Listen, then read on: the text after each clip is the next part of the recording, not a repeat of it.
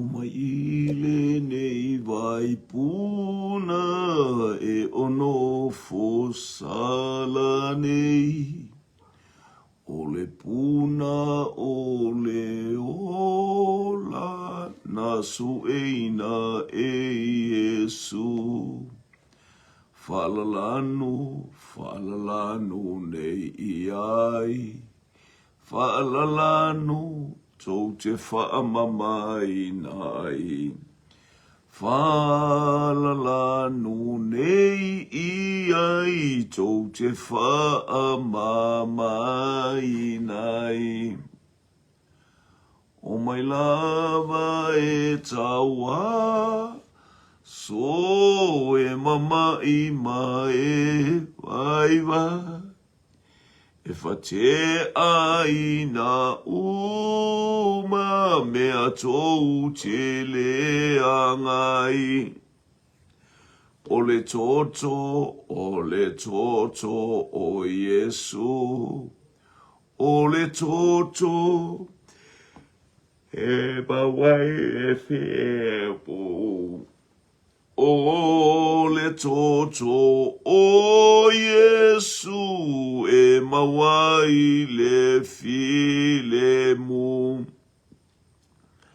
Awale masalo salo lo totele maomai.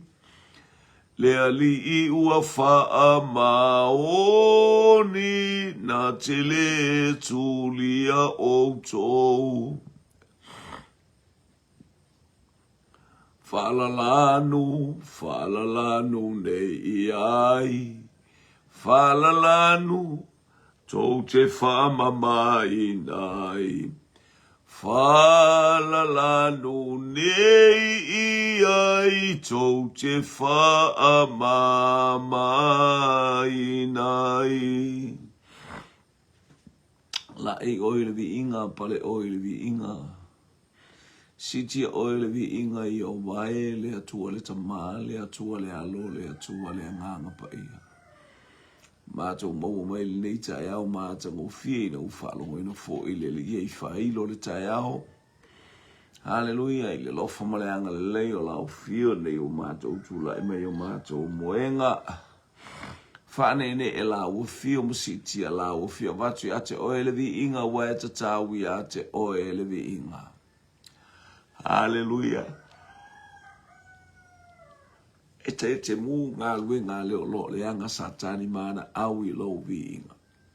E ala ia Yesu Keriso le manu malo malo mātou wali i malo mātou ufao. Mātou ufao tai ono le neita au mātou ngō fie i la ufa malo longa le li e malau tau singa ia te i mātou. Nei uma mātou. Hallelujah tau mai nei paenga o te au ia sauni fo e fasoa le areto ma le waina o lau upu ma le nganga pa ia e whamalos. Talo e whaftai tele ia ua fio ngoma mana whaftai le li ia i lau upu fola. Whaftai i lau upu le li ia fasoa mai lea taimi ma lea taimi. Mātou tia tutu wai. Ma areto ma le waina le nei tae au mo le ainga o lau whanau lunga upenga ta whailang. Ia alo fangia e lau fio le anga e mai o le ainga o le whatua tua. Le as taimi e whalongo ai, le as taimi e maua ai. Hallelujah, ia ilo manuia ia ilo wanga le wha. Manuia i penga ta whailangi ta mā. Hallelujah, i le whasoa lau whanau i le atafa ma le itu o le kelope. Mana watu e le nganga pa ia ana whamanu i anga i le nei taia. Whamangalo lau o una e tautalato le tangata se ma le vai ma le anga sala. E ala ia Yesu Keriso lo wali i ma lo whaolo te ole ma o wala awa. Amen, amen. Ia whatalo whatu nei taia au. Sio tatou ainga. Hallelujah, le tino o Keriso, maafuta i lea taimi ma lea taimi. Io i foi staso se tase moane faso tatou maafuta i nei tae ao. Ia whamanu atu lea tua. Manu ia le tau isa moa nei. Na ia il manu ia i lau whanua o lea tunuu. oli ma fia i le ali o no lo tātou tofi o Samoa. Ui no lo wa aia fo i le ngala lo le itu ma le itu ai mai se tonu le pale mene se tātou malo i le ataimi. Ia a o la uta talo ma la tātou uta talo. Hallelujah, tātou te wala aua i le ali e mana tua i Samoa si o tātou watunu ma taita i o lo tātou malo. Hallelujah, tātou whaatai fo'i o no Yerusalema ma Israelu le whātaunu ina o polo kalame le atua e pe si o mia o Yerusalema i awa le taua. Ngo fo ina si o mia i o na po umawai le ti ai fitu se fu. Ale o tātou ua mai le lua afe lua sfulu ma le ono. Ia ua tātou wa ia ua lulu ina so se tafa. Hallelujah. Ai le ngata i lea o le nuku o le atua. Hallelujah. No Yerusalema. Le Yerusalema o le atua. Na tuu i le lalolangi nei. Hallelujah. Hallelujah. Fai mo na afio anga tu mau. Ia ele te taula tātou. Fa misa ia ele taun tātou. Aia tātou ta talo mo lea a ai tātou ta talo. Ai silisili ai oe le Yerusalema fa le anganga o le atua e fio tu mawai le atua. Ina ia fa mamaina ma fa silisili ina i le ataimi ma le ataimi via le li. Ia o le tala atu nai Samonei. Aleluia o tātou savalia fo i le masina. Praise God. Lo tātou savalia le atu le i unga. Ole nei masina ia masina mua nei tonu ole nu ole atua masina mua nei ia ngai mai ia mati tau atu ia aperila ia sfulima ole faitau na fa hallelujah ia fas ole faitau na fa e peru ia leli tātou loa ia ole masina mua nei tau sanga ia le ole masina lona tolu nei ia tātou ia leli ia tātou wawa ai taimi le atua ma le fina ngalo le atua e moli mai mo i tātou ina i o tātou sauniuni ma tā pena o fe aulawa moli le ataimi ma le tu aso ina ia tā oso ai oe tā oso au tā pena i tātou uma hallelujah mole langi ma le ola e whawa hallelujah ia ise upu ele e whaafsota ia atua o ise upu ele atua ia le te ola wha le tonu a ilo so ifua areto ma le waina o le upu ele atua praise God o le areto o le ata o le mea ai wha le anganga ma ia suna ai o tauta ma le mana i woti la to a o le mana i na lui o le ata o le areto ni ia leli ma le waina ia o le ata o le toto i Yesu Kerisu. O le ata o le anganga pa ia. Hallelujah. Ina i o tātou a ai mawhi inu ai. Tātou te ola. Mai tosu tasi tusi a whata o tōn whai upura lero suru walu e whapea. O le tala e whai tina o i o le tusi le masana o le tina le masina o me tele ina la unga i tangata. I whai upu tai tasi o le nei tusi i ono le wha amala malama ina o le mata ngō fio le fio ngā le atua. Hallelujah. Praise God, praise God. O le mata upu e o whata o tō sultasi a olo no whai upu e lo fuwalu e whapea. E tūla i maila na whanau ma whaaftai i a te ia. O lana tane foi ua vivi i a te ia. E tūla i mai lana whanau. Ma whaaftai i a te ia. E whapena foi lana tane. E vivi i a te ia. Vi ia leli. Praise God. O sea o onga le o le ata le o le taunu unga le o le whanau ea o le lei. A oa o le tama e tusa maona ala amatua e le te a ese hai. Ola mauti noa mo tato ola baavai atu ile atua mana wha amanuianga. Mi ele le talo for ritual ni tai au. Ia le li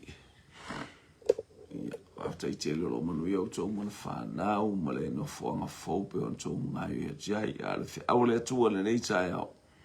Hallelujah ma afi la lo milo ta lo fa lava ia le li ma le fo mai ia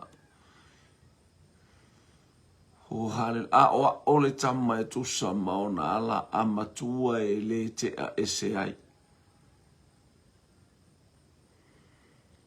O le meana o na mai le whiau nei a te ola malanga i savai. Walu i le aso lulu i savai o fwima. Aso lulu la le o le valu le o teno whanofo i to tono o le potu pensione. O lea e whaatalitali e ile a fo te mi o le va. Au whaalongolongo o te lo mata le TV. A le o te whaalongolongo atu i leo la e sau. Whapel tala ale ua misa le whawhine malana tamateine. E le lo po le tamateine po le tamatama wa le au te ato le o te whaalongo atu. Talo whai a te oe. Talo whai. O mele e ua ngalo ko lua. O lai ma sou alofa ingi o mako. O lai sou mangaku ingi o mako. Ua le ai sou manatu ini o matua. Ua nga olo ko o lua. Hallelujah. O le mela le o te fiatala noa i le nei tai au. Le ua o mai ai le fe au lea le atua. E tula i maila na whanau e whaaftai atu i ate ia. O lana tane fo i e vivi i atu i ate ia. Tina le lei. E whamei whaupas e sili lona tau i penina. A ta ula le lei o le tina e whaatonu lana whanau. O le result le o langa. O lana o onga. O le result lea o le tina le lei. E o maila na whanau, thank you ma'am, e te ile aso ua tutu maile whanau. O maile tama, malona to alua. Au maise whaatau. Au maise askulimi. Au maise tupe. Ia le li. O ile aso tu maile teine malona to alua. O le mea e tase e whai e tamaiti. A ua ese le mea no nofo ai. Te mana au ia fasioti la ngona ma upu nei o upu nei. Hallelujah. Ua toi fo i atua i ate oe mea na e whaia. Ua toi fo i atua i ate la ngona na ea oa oina i lau whanau te le ia oa oina i le upua le atua. Aina ea oa oina mai leo isi tangata. Talo whae. Ua sili a te oe louto o lua. Nai lo maa ua. Lo wainga o te mana oe whasoa i a te oe le amatanga. O le ale mafua anga o ia upu o ia tala. Ona o le teine po le tama ua nau ilona to alua. O lai ai la polo kalame, o lai ai mea e whai. Ai ona ua le whaataunu wina lo fina ngalo mātua le ta māma le tina e whaafonga i le nei tai au. O le whaataunu wina o lo mana onga ua e. Alanga ina ai lea fuaitau ua whaima fuaitau. Hallelujah. O se fuaitau na e whaalongo e nisi tangata. Pe te whaalonga e tele i loa le mamalu ma le matango fie ma le upua le atua. I le tane ma le whawhine. Hallelujah. O le tane a ia ma le whawhine o le mea na whaia e le atua. O le ata na tusi e le atua i le amatanga. O le ata o le atua ma lana e kalesia. O le ata o Yesu Keriso ma lana e kalesia. Le tane ma le whawhine. O le mea le tu ua ai. O le mea le tu ua ai e le tane lona ta mamalon tina. Ona matua. Ai whaatasi atu. Ai whaatasi atu malana ba. O le mea le tu ua ai e le tane lona ona matua ai whaatasi atu i lana wa. Aisea, no wainga, ole upua le atua.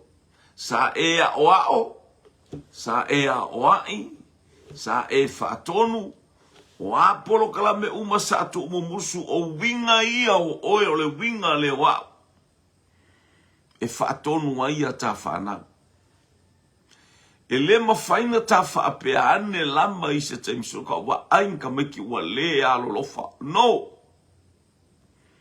Le mawhaina tatala noa i lea whaupunga ma. Le anga o le mea na sau ia te oe. O le ata na etusia. Le o le a e toe tilo i ai.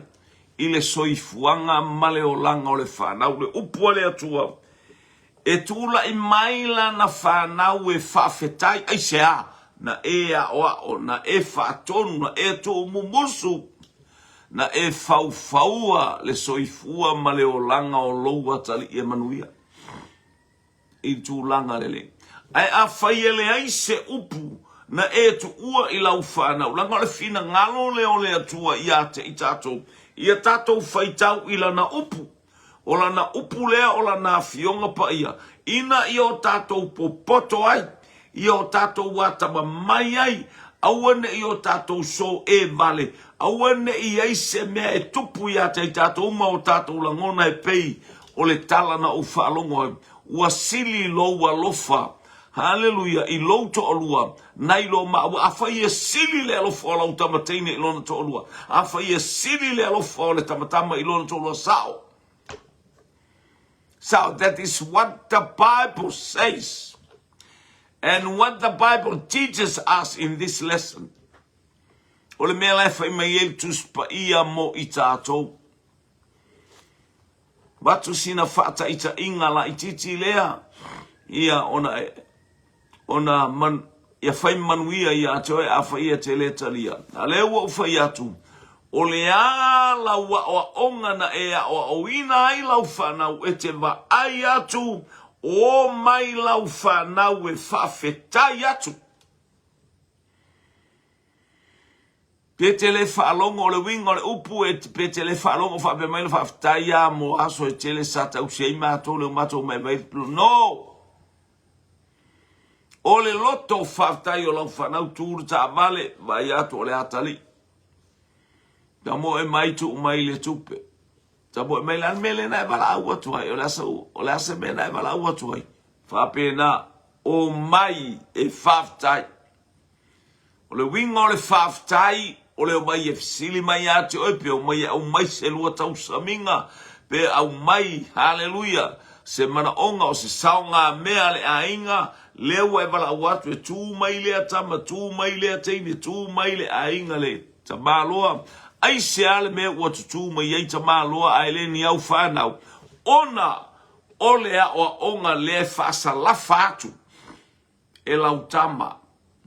E lau a whawhine. E lau whanau e tusa.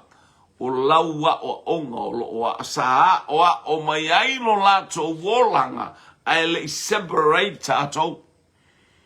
Ai le i o ese atu i lato. Hallelujah. Ina ia whaia fo i o lato wa ina e pei o na tato o mai. O leo le ama nambatu fo i a lato whanau. Ina ia tupu maola fo i lato i mele. A o mea lelei umalawa e te whaia. E o mai lau whanau e whaftai atu o lau tane foi. E vivi i atu i ate oe. O le atua. Hallelujah, malana ekalesia. Ole ata o Yesu Keriso malana ekalesia.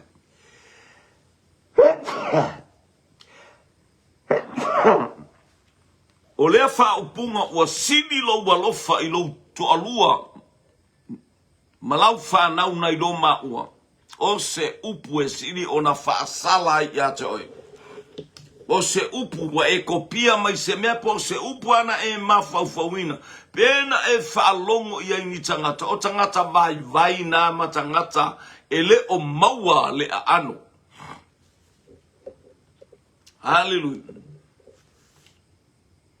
To tele tangata avela to fana New Zealand fo mai o su e ni o la to luma na imanuia awa wale luma na imanuia ya ila ua male to lua ya ta to matua au ta to fa pen se alo fa mai se utama fia mau sona luma na imanuia na yo lima le luma na imanuia o la fana na yo ao le luma na imanuia o la fana o le polka lame le ale atua ia te oe ma la fana o le luma na i o la fana na yo lima aisa o lo saili o lo saili ma lo ile atua o le ala o manuia muli ane na solo atu muli ane wa faile a ingo le tama wa faile a ingo le teini ai tātou te whātua tua i le luma na i manuia o lau whanau na e to tō. O le mea na e to tō e te fia sele ma e wa ai e te ai ma e inu i whamanu yanga le atua. Hallelujah. A o se upu to i lalo. Ma se upu e whaalia tuai lo vai ma lo uvalea. Lo tātou whapeane wasili a te oe. Lou to alua wasili ya te oe lautane ai wa ele manatu mai ya ma o le ale winga o ia tala o tala tangata le fai tautusi o le tangata vai o le tangata e whaalango lango le o onga o lana whanau mana tala mana upu e fai tala hais tangata tele o whaalongo a ina wau tu e whaalongo na mai ele fe aule ia te au ele atua o walu te aru savai o leu te no foi tonu o le whale whaatari pāsese au whaalongo pa o ile leo le saulungo le TV a te leiva ia tu ele whaatinonga wai whaatino le ata whaatino ele besa wai pe e whaafale eitu le whainga a o se langona ma se fe au na au mai ia te au o se fe auto i lalo,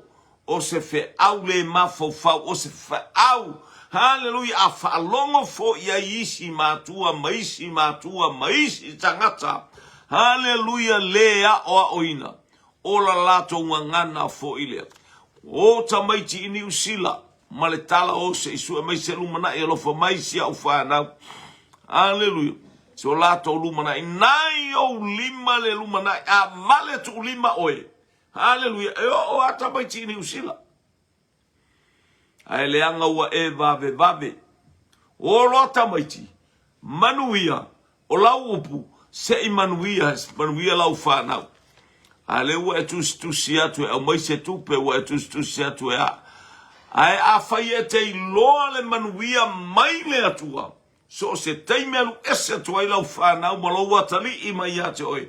E te wa ai atu ai whawhetai ma i atu oe. Ilea, te wa ai atu e le ngao lau ato. E iei whaamanu yanga le atua i ate oe. Hallelujah. E su e mai oe, tina, tama, wa mai olua. Ma aile tupele, mai fea i atala. Mai fea ia manatu o tamaiti. E o mai e whawhetai atu i ate oe. A o lautane fo i e vivi i ate oe. E le whapete lua o, whape whaimi atu se o lo uto o lua e esele, matautia o lo uto o lua e esele. Angale, au e te ia iloa mai e lo uto o lua ni au tala whapea. Ia baba ai, matilo, hallelujah. Ile maftanga maleta maole a inga te va aile loto faftai i ate oe. I mea uma faatino i totonu le a inga male soi fuanga ua tupu aine i tamaiti mai le tau pālunga mai le tau singa. Lea ua whaamanuia le atua. Ni ia le ali. O le fafine pea o ina whanau le pepese o batua si fata ita inga lea. E te tilo i ai i le oti. Maleola le tatia i ate oe i ate au. I lau whanau ma i tātou leola o lau whanau, ma le oti o lau whanau. Hallelujah. O le whawhine a whanau, e iei le so onga o le tamaititi, ma le tina e so i le pute. Hello? e so o le meta o le whanua sa o le whanua tau le pute.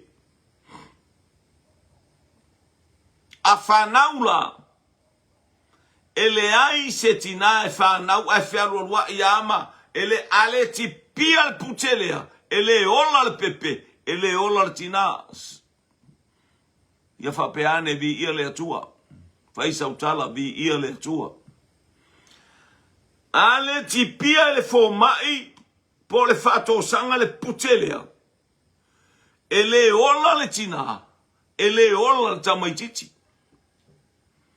o le whataita inga le leta o watu ia te oe ina ia e loa le matautia male malosi haleluia male anoa o le afionga pa ia le atu ale ti pia le putelea e oti ele aise tina e whanaua nea wala ua matua ala whero lua iama ma fiso o tai ma le pute malana tama le aise me whapea i lalolangi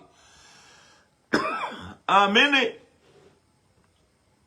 ale ti pia le pute ele ola le pepe le ola le tina o le ata oe o le ata wau o le fe au le tau moli moli e tu sana au mai wa o sili ate oe lo to lua am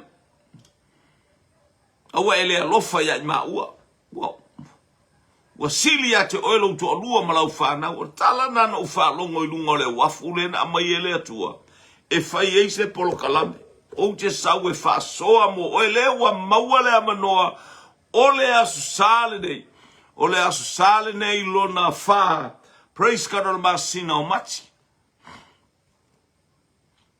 e wa mo lia to ia te oil fi au langa na au mai ele atu e hao na fa malosi ina ia e poto ia o poto ia tato wata mamai ale tu ua la lauta mai alu e tu sa male afioanga ale atua o le mele tu ua ai ele tade ona matua ai fatasi malana ba o le si tina se kori o sole wa kwa ai ngolo ko wa kwa ya e o failteni fa pena wa kwa sole fa ko o sole se lo le mafo fo le so mafo sole lo wa inga o le polo kalame fa pitoa le atua na amata lona faile la lolangi fai male ulungali o le ata o Yesu Keriso malana e kalesia na toma ye Yesu lo na toto ilo na itu e fa pena na toma ye atamu le taimi na toma ye atamu lo na ivi aso e fa weyeva e fa pena le fa wina o itato ile toto na toma ile itu o Keriso ba yo le mele tu ua ye le tane lo na ainga ona matua na tu e Keriso lo na malo na tu e Keriso lo na nofo ali o le ainga e matautia le tele o le tamao ainga o le langi ai sau e uina palapala le kalesia e uina palapala i ta ua ai sau a Yesu e no fala wole tu o teimi le ia o faali mai ia ta ua e sau le Keriso e a etale kalesia e fa mamale kalesia le fe bel tusia e feso o le kalesia e le ai se pona e le ai se ila e le ai se manu minumi o le kalesia ua taina i le toto le tama imamo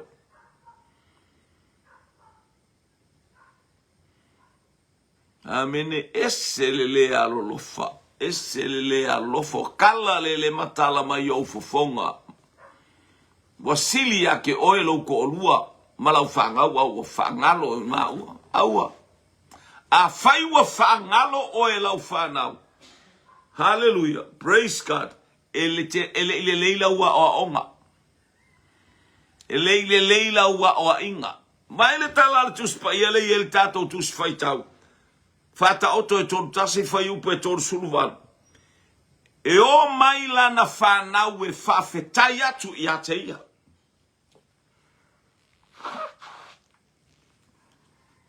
a ola natane e vivi i atu i ateia.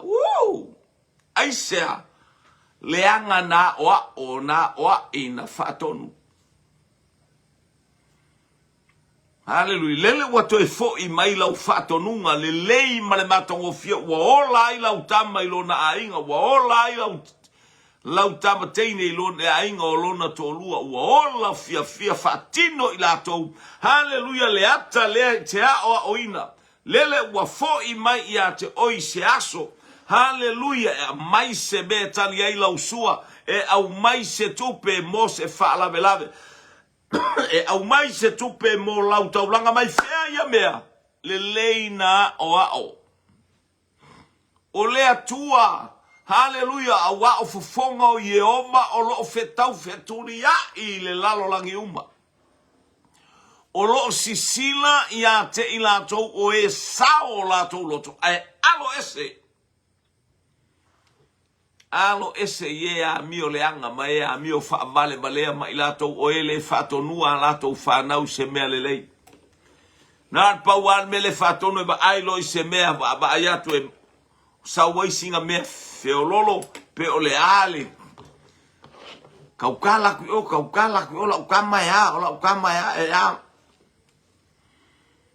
E o mai lau fa nau e fa fetai atu e se ana e o ele ma faina e fa pe wa wasili ya ke oe aisha e te mauale loto ono sa ma e tatalo pe po a mai si au fana po a mai lo watari a o a mai lo wa fine o lo to no fo vala e te lo tatalo fa pe ina ia sau pele tupe o tamalele si vayaso o ile le si vayaso o mena e fai e tamaiti o mai e faftai. Ai a fai o tamaiti e le ia o ina le lei mai sila fia e le atua mea umai la wa o onga na le o onga faavivi na o mea faavivi I fo I metim. O le faavivi e oti ai. I ale li. Talo fatu tui fiti, tui femaya. Padalo wadwo I le sunga I le failau tusi o le. Kalesia ale alofa tolo Pentecosto malo le soifua Sara. Perfo ta alofa lava bi aleli. Ia malo le soifua ele neita au fo I tono atu fafo. Ia te foi se meo e alalai na polo o le otelo atu ia le ainga le mai Seattle America. Ia fafta ia to I lau sunga Mpola bi ia leli manu ia fo fuanga mata pena nga mo le sapati. Le faso ia te oe hallelujah te le mafaina e fa pe ane wow. Wasilia te langa e silia. Langa wato ese tamale wa vavae wa tipi le pute. Ale alu ese la lautama ma oe afai ola te mana ole winga lautala afai la so o alu pute. Ma lautama ola ke pule I laukama. Aele o pule I lon to lua.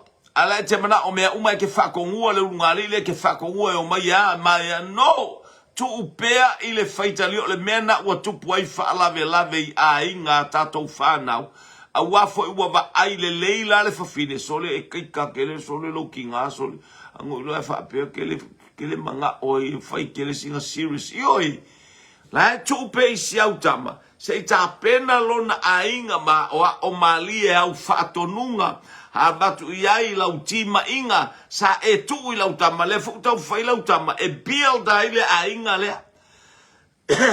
Ina ia manuia. Iai se aso. Iai stai au. E te wa ai atu ai o mai lau whanau e whaftai atu. That's what the Bible says. Malo to alua lale vivi I atu I ate oe.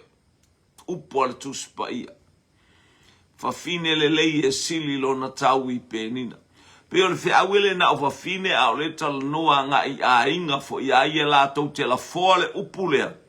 Ua sili lo ua lofa I lau to alua. Io e sili, tatau. Ama I le sili o le tala le tuspa ia. Tu ua I le tane lona ta mama lona tina ai fatasi malana aba. Lala ua ta ua I le sili o le melea. Nanga o le mana onga lea na tu ua I ke riso le mamanu I le langi. ai sauva iolo na soifua atoa lea. Ma ai o le soifua atoa leo keriso fata ita inga lelei a mata mai lamba ilona whana umai se ia o ina fata utau i le sātauro.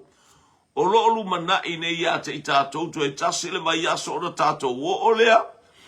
I le mai aso e wha manatu ai na i pia le manu malo keriso o tātou manu malo ai. O le mana ongana ia manu malo lau whanau. A o lau whanau e tu samala o lea li. Ina ia manu malo le ulu fafo, manu malo le ulu fale, so se mea iai tau tatala sa vavali, o le pupula o mata e manu malo me whaia le ainga e le watu whape o mai apia, watu nofo nofo, haleluia o i ainga i savai peo i ainga i tua, ai whape watu i apia, ai watu tu i tamaiti tua, e watu se mata ina na o le watu o tamaiti apia, watu fai mea alae na artino tilo ia i o mata o tangata lai tua, alae baba ai ngā luenga whaatino i lea taimi ma lea taimi o fe au tau napa o nafa, tau abe i totonu ainga, ai o i se whainga o se fuanga o se konga e le iloa, e o sa piringa o mea ai e sa piringa ai o le ako ava ingu, ai vai aku ngo fere le ia ku o isi me ole ai sia ele lo kapili lunga lau lau ele ali hello you okay ele ali eu fatu ate o le tele o tangata hallelujah fai mai o in New Zealand o America o Australia o wherever around the world o ia Yo lato aingo ya Yesu e aini o lato lumanai. The lumanai, the future of your family and your children is in your hand. Talo fatano wasa family, bi ele nei tai ao, manuia ngalu mo tutu favor ole nei asto. Na yo limba le manuia o lau fa nau. Fa longo i lo leo luano no fo te fa me lo anti sa ngenge so e la tu lo te toi ti nga muri ai sia la le watu i o tango e lo le anti kango ele ango i oi ese le me wa fai ai ese mai le mena e mafo fawina de anga o lau tala fia maua se lumana i manuia o lau ai al watu lo watari wa le leina fia mo oka, ele va pela le o lau whanga Amerika, o le ale o lau whanga Hawaii, o le ale o lau whanga Australia, o le ale o lau lea ai lo fale le manuia. Le ase mea o lo fale o le tala lea Elisaia na fai i le fafine, what is in your house? O le ale mea lai lo fale fa mali fafine, na o le fangu suau uasta. Ai ala ia vane. Fai atu iai male fata ita inga. Hallelujah. Manuia. Lailo fale. Lale fale. Leito tonu yate ois inside you. Leito tonu yate ita atou fa manuianga le atu ai afai ele manuia oi. Yo le mefo ingala moa kawa ikila hak. Ai ao ina fa manuia le atua. Ile mele leito tonu le fale. Banyate oe pua ina atu ile whanau. E fa alongo ia ile whanau. E utu pu ai. Lo lato ngao malele ai o se mea. Lo ainga. E o mai lau whanau e whaftai atu i ate oi. O lau tane foi e vivi atu i ate oi. Angor tele na o isi ungali i ma isi matua. E mana o ai ui o lato rima ua whaitai to lua o tamaiti. Wale lo la pela whaafena pule tamaiti. Hallelujah. E tō upea.